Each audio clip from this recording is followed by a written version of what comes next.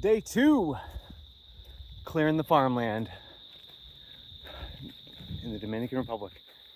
And I do like to get credit for work, but I gotta give a little props because I did not cut all these trees down. Our neighbor slash farmer friend Pedro did, and the reason why is because he has cows, and we gave him permission to use this land to graze his cows, and it doesn't seem like a big deal, but there's a lot of grass here, and that's the primary food source for cows here in a pretty hot country that jungle grows really easily, but farmland needs to be nurtured. So thank you, Pedro. Muchas gracias, amigo, if you watch this. And so yesterday I talked about the the aroma trees are like the bad habit. These suckers stink like urine and sweat when you cut them down.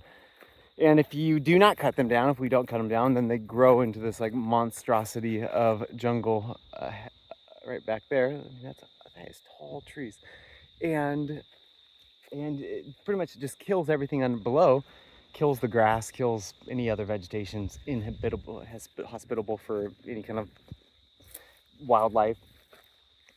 So these trees are kind of like bad habits in our life, and a lot of lessons can be taken from this. 2 years ago when we bought this property, this is all grass, but we didn't know we had to cut these little trees down and spray them with poison, because we're like naturalist people. We're like, we don't do that. But there's no other way to do it. You gotta like chop them down and then spray like a very isolated amount of poison right on the stump. But I didn't know that.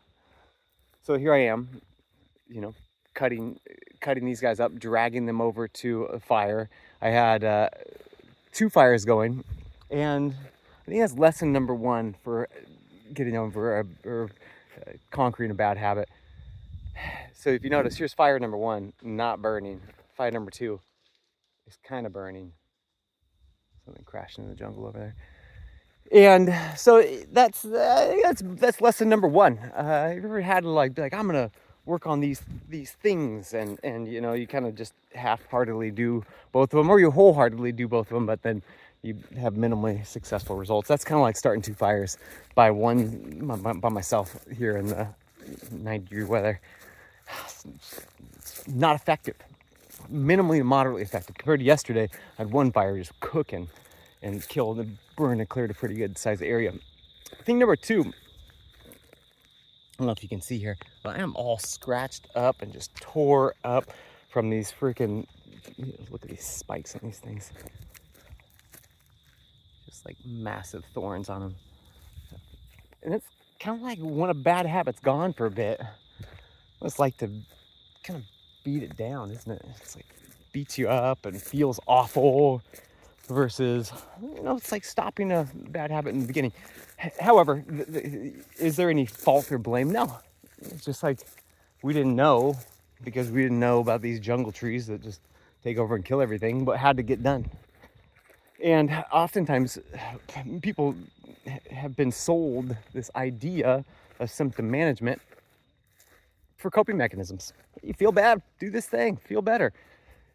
And is that a good habit? Well, it's not that bad. It doesn't kill you. I didn't die.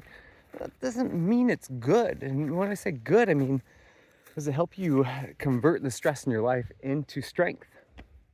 It's probably not a good habit. Probably a bad habit. Probably something that you're just doing to cope. And actually, I'm all for them. I'm a big fan of coping mechanisms. I just call them what they are.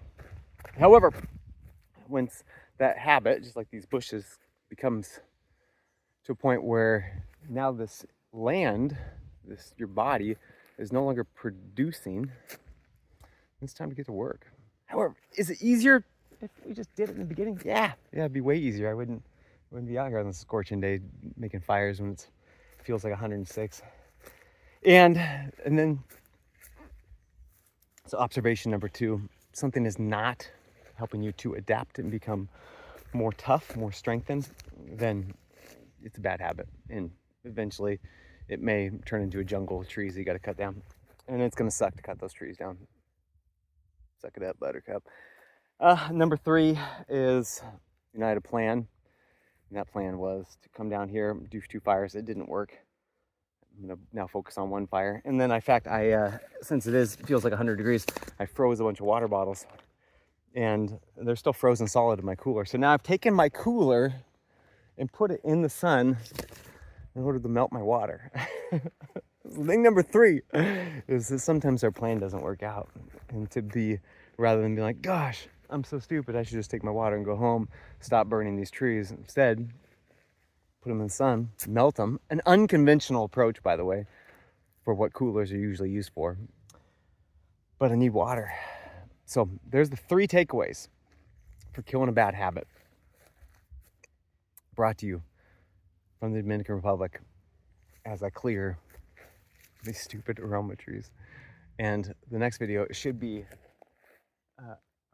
my kids in Chelsea with me, because as of right now they're way up. I can figure it out here. Way up there, doing school. So look forward to them, because they're out here too, dragging these woods. The sins of the parents affect the sins of the kids. All right, I'm gonna get back to work.